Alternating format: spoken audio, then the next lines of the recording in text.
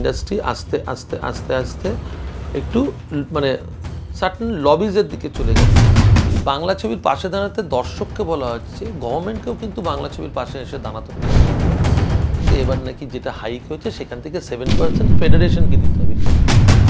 বিবাদে হবে না, এটা আলোচনায় বসতে হবে, আলোচনায় বসে একটা সমাধান বার করতে হবে। নমস্কার, দেখছেন ট্রাইব টিভি বাংলা বিশ্বাসে অবিশ্বাস অনুষ্ঠানে। আমি অনন্যা রয়েছে আপনাদের সঙ্গে।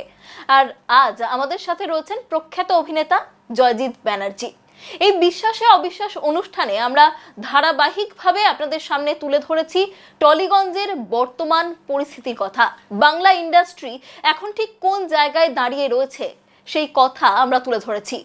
বিভিন্ন টেকনিশিয়ান, অভিনেতা, অভিনেত্রী তারা তুলে ধরেছেন তাদের অভিজ্ঞতার কথা। আজ আমরা শুনবো টলিউডের বর্তমান পরিস্থিতি ঠিক কোন জায়গায় দাঁড়িয়ে রয়েছে জয়জিৎদার কাছ থেকে। জয়জিৎদা, ট্রাইব টিভি বাংলায় আপনাকে অনেক অনেক স্বাগত। Thank you. এই তুমি আমাকে বললে না প্রখ্যাত অভিনেতা, আমি প্রখ্যাত, কুখ্যাত না সুখ্যাত, এই জিনিস নিয়ে আমি গত 1 বছর ধরে হেভি ঝেলছি, বুঝতে পেরেছো তো? তো প্রখ্যাতটা বলো না, অভিনেতা হবে, ঠিক আছে। আচ্ছা, কি কারণে আপনি এত সমস্যায় পড়ছেন সেটা শুনবো না, হ্যাঁ বলো। কিন্তু আপনি তো দীর্ঘদিন ধরে অভিনয় করছেন। আমি শুরুতেই যেটা দর্শককে বললাম, আজকের বাংলা ইন্ডাস্ট্রি ঠিক কোন জায়গায় দাঁড়িয়ে রয়েছে সেটা জানতে চাইবো। যে আপনি দীর্ঘদিন ধরে কাজ করছেন, তখন একরকম দেখেছিলেন ইন্ডাস্ট্রিকে, আজ একটা অন্য ছবি দেখতে পাচ্ছেন, রাইট। সেটা কেমন? যে জায়গায় দাঁড়িয়ে ছিল ইন্ডাস্ট্রি আস্তে আস্তে আস্তে আস্তে একটু মানে সার্টেন লবিজের দিকে চলে গেছে। মানে একটু ওই লবিরই আর্টিস্ট নেওয়া হবে, একটি বিশিষ্ট কিছু আর্টিস্ট নিয়েই কাজ হবে, তারা একটি ক্ষমতাসীন দলের অনুগত, তাদেরকে নিয়ে কাজ করে, এরকম একটা ট্রেন্ড আছে, এটা আমি শুনেছি। তবে আমি সেরকম খুব একটা কিছু ফেস করিনি। মানে আমি নিজে মানে কাজ করে চলেছি, এখনও কাজ করছি। হ্যাঁ, আমি হয়তো এখন টেলিভিশন করছি না, তো সেটার নিজস্ব পার্সোনাল কারণ আছে আমি কেন টেলিভিশন করছি না। ডাক পাচ্ছি না, এটা তো ভুল কথা, ডাক পাচ্ছি, কিন্তু না করার পেছনে আমার কিছু কারণ আছে, পার্সোনাল রিজনস আছে, তো প্রফেশনাল রিজনও আছে। তো সেই সব নিয়ে, তাছাড়া আমি কিন্তু ওই চেঞ্জেস বলতে টেকনিক্যাল চেঞ্জেস কিছুটা হয়েছে, কিছুটা গল্পের চেঞ্জ হয়েছে, স্টোরি অনেক অন্যরকম হয়েছে, ব্যাস এই আর কি। এই লবি বললেন, কি ধরনের ঠিক লবিটা হচ্ছে?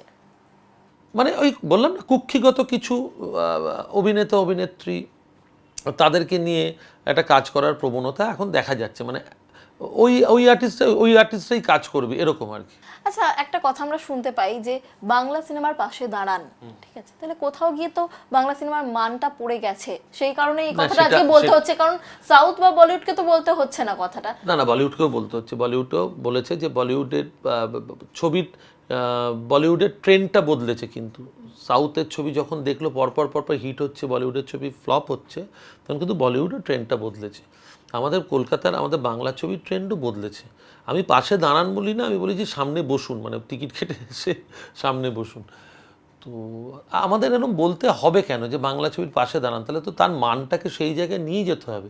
কিছু ছবি তো চলছে, তার মানে সেটা মানের দিক থেকে ভালো বলেই দর্শক টিকিট কেটে যাচ্ছে, ডেডিকেটেড টাইম স্পেন্ড করছে ওখানে।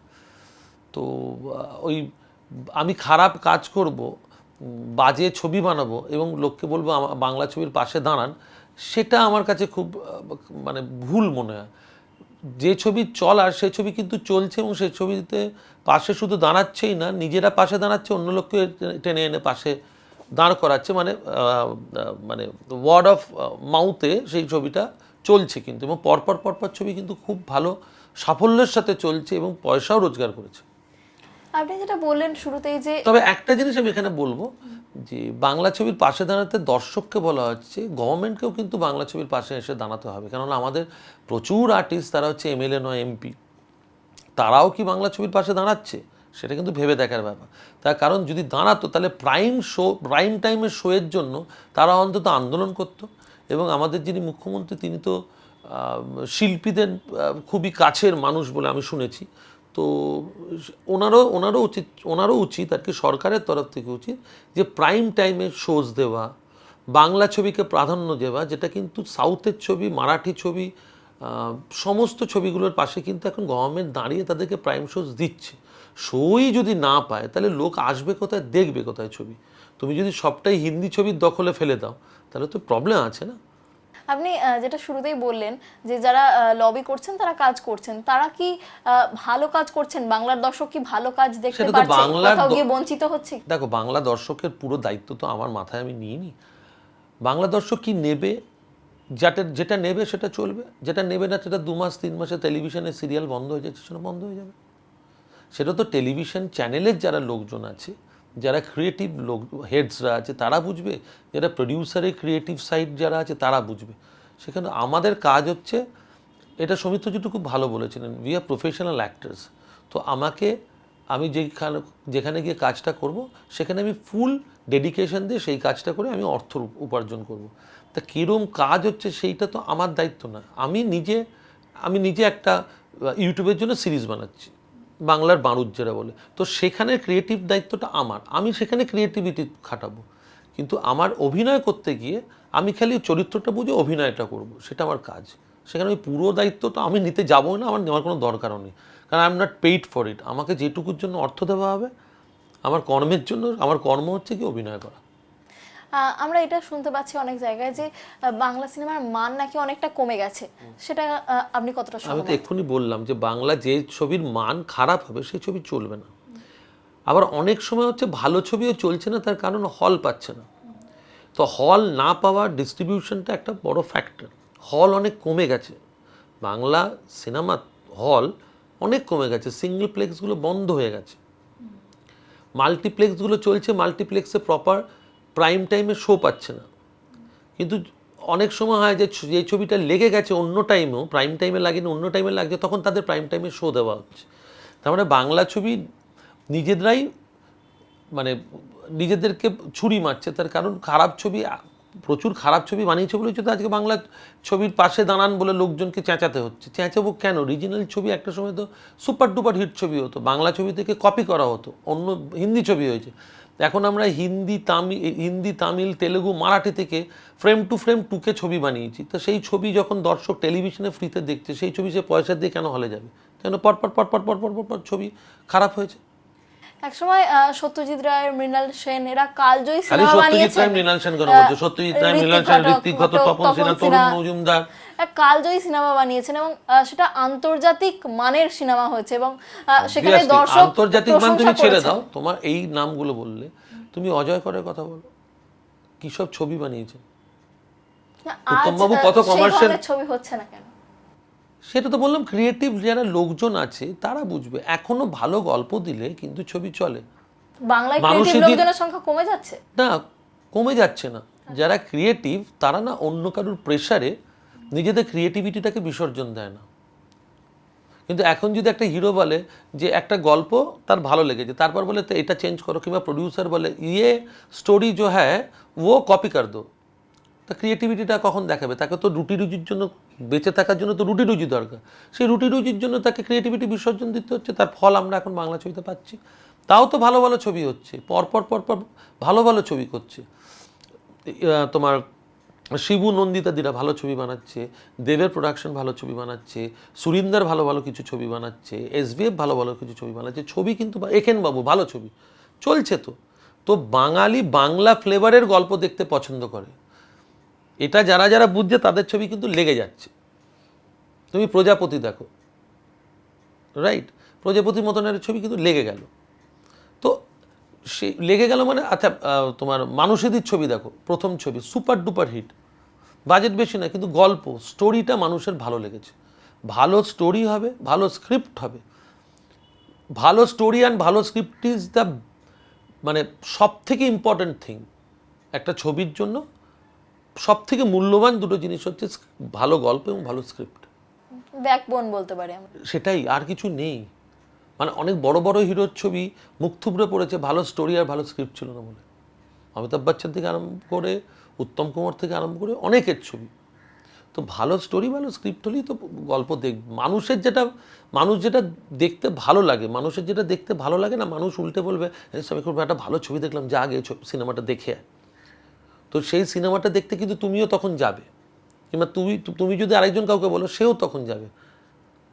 তো ওয়ার্ড অফ মাউথে যে ছবিগুলো মানে ঘুরছে, সেই ছবিগুলো তো দেখতে যাচ্ছে, হল ফুল হচ্ছে ছবি। আর একটা বিষয় যেটা বললেন যে প্রেসারে ক্রিয়েটিভিটিটা কমে যাচ্ছে, কি ধরনের প্রেসার? প্রচুর রকমের প্রেশার থাকে, প্রডিউসারের প্রেশার থাকে, তারপর মানে কি ছবি চলবে, কি ছবি কিনবে তার একটা প্রেশার থাকে, যে এরম ছবি হলে কিনবো আমরা, এই আর্টিস্ট থাকলে কিনবো। তো এরকম অনেকগুলো প্রেশার থাকে। আর্টিস্টের মুখের উপরও এই ছবিটা নির্ভর করে। অবভিয়াসলি আর্টিস্ট, স্যাটেলাইট রাইট তুমি বেচবে কি করে? তুমি যে কোনো ছবি বেচতে পারবে না স্যাটেলাইট রাইট। তার জন্য এই হিরো থাকলে এত রাইটস পাবে, এই হিরো নাহলে প্রডিউসার যে টাকা লাগাচ্ছে, ধরো একটা ছবি পেছনে 1 কোটি টাকা লাগালো, কিন্তু ছবিটা থেকে আমি হলে কোনো মতে চালিয়ে একটা পয়সা রোজগার করলাম, যেখানে হলের একটা শেয়ার থাকবে, প্রডিউসারের একটা শেয়ার থাকবে, তারপরে একটা ধরো স্যাটেলাইট রাইটস আছে, সেই স্যাটেলাইট রাইটসের শেয়ারটা, সেই শেয়ারটাও তো মানে স্যাটেলাইট রাইটসের যে টাকাটা সেটাও তো প্রডিউসার পাবে। তা সব মিলে যদি দেখলো 1 কোটি টাকার ছবি পেয়ে 70 লাখ টাকা পেলো, তাহলে তো তার লস হলো ছবি। তো অনেকগুলো ফ্যাক্টর থাকে একটা, মানে আমরা খুব ভালোভাবে বলে দিতে পারি যেটা এই হচ্ছে এটা, কিন্তু যারা বিনিয়োগ করছে, যারা প্রযোজক, তাদের কিন্তু অনেকগুলো টেনশন, অনেকগুলো ক্যালকুলেশন মাথায় রেখে একটা ছবি বানাতে নামতে হয়। আর একটা বিষয় আমরা দেখতে পাচ্ছি যে বাইরে থেকে যে কাজ আসা সেই সংখ্যাটা অনেকটা কমে গেছে, এটার পেছনে কি কারণ রয়েছে? না, আমি তো সেদিনকেই একটা শুনলাম মুম্বাইয়ের অ্যাড হচ্ছে। দেখো, আমরাও যদি অন্য কোনো জায়গায় গিয়ে কাজ করতে যাই, সেখানেও কিন্তু ফেডারেশনের নিয়ম তোমাকে মানতে হবে। তো এখানেও সেই ফেডারেশনের নিয়ম হচ্ছে, ফেডারেশনের যেটা নিয়ম আছে তার বাইরে গিয়ে কাজ কেন করা যাবে না সেটাও যেরকম একটা প্রশ্ন, আমি কাজ করব কেন সেটাও একটা প্রশ্ন। কেন তুমি যদি ফেডারেশনের আন্ডারে থাকো, তাহলে তোমাকে ফেডারেশনের নিয়ম মেনে চলতে হবে, যদি আন্ডারে না থাকো ফেডারেশনের নিয়ম মেনে চলতে হবে না, অ্যাজ সিম্পল অ্যাজ দ্যাট। এই যে দুর্গাপুজো বা ক্রিসমাস, এগুলো একটা বিজ্ঞাপনের একটা সিজন থাকে, এখন এরকমও অভিযোগ আমরা শুনতে পাচ্ছি যে কলকাতায় দুর্গাপুজোর যে বিজ্ঞাপনের শুটিং হওয়ার কথা সেটা মুম্বাইয়ে সেট ক্রিয়েট করে করতে হচ্ছে, এবং অভিনেতা অভিনেত্রীদের বাংলা থেকে সেখানে নিয়ে গিয়ে শুটিং করাচ্ছে বাংলাকে এড়িয়ে যাবে বলে, এই এত নিয়মের বেড়াজাল। তো সেখানে কোথাও গিয়ে কি এই নিয়মের জন্য কাজ কমছে? আমি তো আদার ব্যাপারই জাহাজের খোঁজ খবর নিয়ে আমার কোনো লাভ নেই, আমি কাজ করব, আমি পয়সা পাবো, চলে আসব। তবে হ্যাঁ, এরকম কথা আমারও কানে যাচ্ছে যে কোনো শিল্পী গেছে, সেখানে টেকনিশিয়ানরা পৌঁছয়নি। এই যে পৌঁছয়নি, এটা না বিবাদে হবে না, এটা আলোচনায় বসতে হবে, আলোচনায় বসে একটা সমাধান বার করতে হবে। মানে একটা তো ছোট ইন্ডাস্ট্রি আমাদের, এইটুকু ইন্ডাস্ট্রি, তা সেটাও খুব ফ্লারিশ করছে সেরকম নয়, ধুঁকছে আস্তে আস্তে। ম্যাক্সিমাম প্রোডাকশন হাউস বাইরে চলে যাচ্ছে, হিন্দি প্রজেক্ট করছে বাইরে গিয়ে, যেটা আগে কলকাতায় হতো। তো আস্তে আস্তে ধুঁকছে। তো এই সেখানে দেখা যাচ্ছে যে মানে একই রাজনৈতিক চিন্তাধারার দুটো মানুষ, কেউ এমএলএ, কেউ এমএলএর ভাই, তাদের একজন ফেডারেশনের মাথায় বসে আছে, একজন প্রডিউসার এমএলএ, তাদের মধ্যেও কিন্তু বিবাদ হয়েছে, সেটাও আমরা চোখের সামনে দেখতে পেয়েছি। তো সেটা তো একটা আলোচনায় বসে মেটাতে হবে, মানে ঝগড়া মারপিট করে তো মিটিয়ে কোনো লাভ নেই। এই ইন্ডাস্ট্রি ধুঁকছে, এর পেছনে কি কি কারণ আর কি সমাধান হতে পারে? ভালো গল্প, গভর্নমেন্টকে ইন্ডাস্ট্রিতে এবং প্রত্যেকটা মাল্টিপ্লেক্সকে বলে দিতে হবে যে বাংলা সিনেমার জন্য, বাংলা ছায়াছবির জন্য একদম প্রাইম টাইম দরকার। এটা আমরা বহুদিন ধরে প্রচুর লোক বলে আসছে, প্রাইম টাইম দরকার, প্রাইম টাইমে বাংলা ছবি দেখাতে হবে। কিন্তু প্রডিউসার এবং ডিরেক্টরদেরও একটা থাকে, মেইনলি প্রডিউসার, কেন ডিরেক্টরের এখন কিছু করার নেই, মেইনলি প্রডিউসারকে দেখতে হবে যাতে সে ভালো একটি স্টোরি নিয়ে, যেটা বাঙালি দর্শক পছন্দ করবে, সেরম গল্প করতে হবে। কিন্তু ইজি ফান্ডা, এইগুলো মেনটেন করলেই যে জায়গা ভালো থেকে স্ক্রিপ্ট, ভালো স্টোরি দরকার, গভর্নমেন্টের পাশে দাঁড়ানো দরকার, যাতে প্রাইম টাইমে শোজ পায়। প্রাইম টাইমের শোজ কি? 6টা থেকে 9টার মধ্যে এই শোজগুলো যেন বাংলা ছবির জন্য, তোমাকে হিন্দি ছবি নামাতে কেউ বলছে না, 50% কি 60% বাংলা ছবির জন্য 50% রিজার্ভেশন রাখো, 50% দিয়ে দাও, কেউ না বলছে না।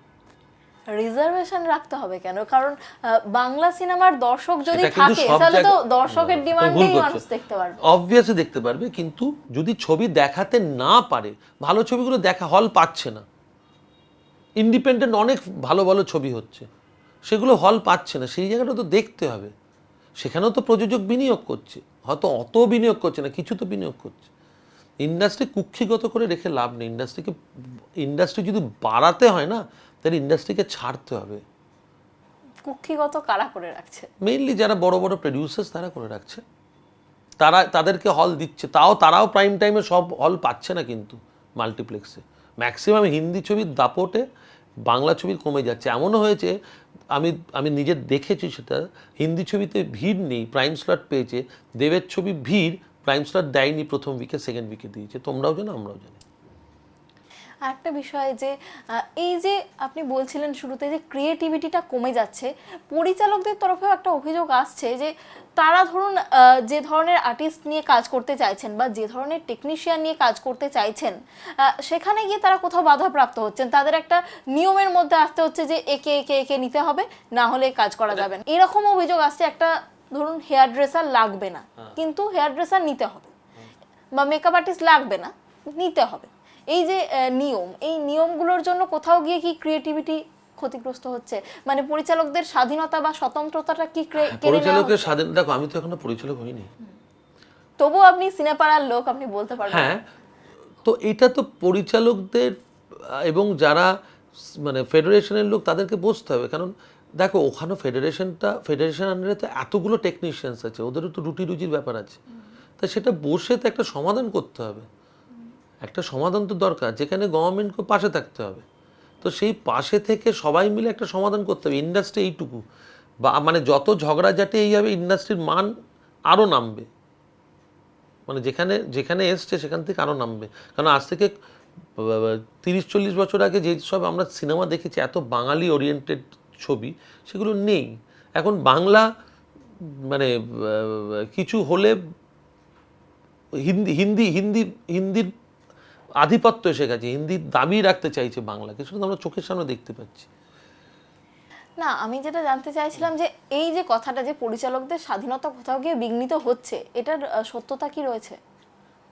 অবভিয়াসলি যে পরিচালক যখন বলেছে, নিশ্চয়ই আছে। প্রচুর পরিচালক তো এর জন্য আদালতেও গেছে, আমি যা খবর দেখেছি কিংবা শুনেছি, তো গেছে। এবার আদালতের নির্দেশ অনুযায়ী যদি কাজ হয়, করবে। এবার তবুও আমি বলছি, নিজেদের মধ্যে বাকবিতণ্ডা, একটা ছোট ইন্ডাস্ট্রি, সবাই মিলে বসে বাকবিতণ্ডা মিটিয়ে নিলেই হয়। কিন্তু যারা টেকনিশিয়ান তারাও কাজটা করতে চায়, এবং যে পরিচালক সেও কাজটা করতেই চায়, একে অপরের পরিপূরক, দুজনেই দুজনকে ছাড়া চলতে পারবে না। দেখো, পরিচালকদের একটা ফ্রিডম দেওয়া উচিত, যেহেতু প্রডিউসারটা পরিচালক ধরে আনছে, পরিচালক তো প্রযোজকের কাছে যা একটা গল্প জমা দিল, প্রযোজকের কাছ থেকে প্রজেক্টটা পেলো, যে প্রযোজকগুলো ঠিক আছে আমি প্রডিউস করব। তা যে ডিরেক্টর আনছে, তার তো সেই স্বাধীনতা থাকা উচিত যে সে বেছে বেছে এইগুলো লোকগুলোকে নিয়ে, যে লোকগুলোকে নিয়ে সে টিম বানিয়েছে, সেই টিম নিয়ে তাকে কাজ করতে দেওয়া উচিত বলে আমার মনে হয়। কিন্তু দেয়া হচ্ছে কি সেটা তো আমি জানি না, আমি এখনো নিজে ছবি বানাইনি। যদি বানাতে গিয়ে প্রবলেম মনে করি, তাহলে এখানে বানাবো না। আপনার তো অনেক বন্ধু বান্ধব রয়েছে, এরকম কোনো অভিজ্ঞতা? না, আমি যদি কোনোদিনও পাই, আমি বাইরে চলে যাবো, এখানে ছবি বানাবো না, সোজা হিসেব। এই কারণেই কি প্রডিউসাররা বাংলায় ইনভেস্ট করতে চাইছেন না? বাংলা তো ইনভেস্ট হচ্ছে, নাহলে তো বাংলা কিছুই হতো না, টেলিভিশনও দেখতে পেতে না। প্রচুর টেলিভিশনে একটি চ্যানেল বন্ধ হয়েছে, আরেকটি চ্যানেল আসছে, একটি চ্যানেল মার্জ হয়েছে, দুটো চ্যানেল কিন্তু একসাথে। টেলিভিশনে আগে যেমন 7 বছর 8 বছর ধরে একটা সিরিয়াল চলতো, 5-6 বছর তো চলতোই, সেখানে আমি এখন নিজেই করেছি, 6 আমার মাস, প্রচুর 7 মাস, সিরিয়াল আছে, 8 মাসে বন্ধ হয়ে যাচ্ছে, 3 মাসও, serialগুলো। 2-3 মাসেও বন্ধ হয়ে যাচ্ছে। ভালো টিআরপি থাকা সত্ত্বেও অনেক সময় বন্ধ হয়ে যাচ্ছে। সেটা কেন হচ্ছে সেটা আমি জানি না। ফার্স্ট অফ অল, আমি যতদূর জানি, খারাপ টিআরপি থাকলে চ্যানেল প্রজেক্ট বন্ধ করে দেবি, কারণ ওরাও ব্যবসা করতে এসছে। মানে তুমি 2 টিআরপি 3 টিআরপি তুমি যদি ভাবো 2 বছর কেন চললো না, সেটা হবে না। তার কারণ তাকে তো বিজ্ঞাপনটা এনে তারপর চালাতে হচ্ছে। এবং আমাদের এখানে যে ইন্ডাস্ট্রির হাল, বিজ্ঞাপনও তো কম। রিজনাল বিজ্ঞাপন কোথায় এখন? রিজনাল তো ইন্ডাস্ট্রি নেই। ইন্ডাস্ট্রির সব তো ন্যাশনাল অ্যাড, তার এইখানে তার অ্যাড অনগুলো আমাদের পাওয়া যায়, ম্যাক্সিমামটা অ্যাড অন বিজ্ঞাপনে চলে। তো ভালো গল্প, ভালো স্ক্রিপ্ট হলে চলে সিরিয়াল। আমি একটা লাস্ট সিরিয়াল করেছিলাম কালার্স বাংলা বলে একটি চ্যানেলে, টুম্পা অটোওয়ালি, সেটা 2 বছর চলেছিল কালার্স বাংলার মতন চ্যানেলে, 2 বছর একটা সিরিয়াল চলেছিল। তার মানে সেটা ভালো ছিল, লোকের ভালো লেগেছে তাই চলেছে, টিআরপি দিচ্ছিল বলে। যেগুলো টিআরপি দেবে না সেগুলো বন্ধ করে দিতে হবে। তাই জন্য আমাদের যেটা মূল লক্ষ্য থাকবে, ভালো স্ক্রিপ্ট, ভালো গল্প, ভালো স্ক্রিপ্ট, ভালো ঠিকঠাক অভিনেতাদের দিয়ে অভিনয়টা করানো। ঠিকঠাক অভিনেতারা কি অভিনয় করার সুযোগ পাচ্ছেন সব সময়? পাচ্ছে না বলেই মানে পাচ্ছে এবং পাচ্ছে না, দুটোই আছে। কারণ এখন এত কস্ট কাটলমেন্ট এসছে, প্রোডাকশনের বাজেট অনুযায়ী ভালো আর্টিস্ট নিতে গেলে তাকে তার মূল্য দিতে হবে, সেই মূল্যটা দিতে পারছে না প্রডিউসার্স।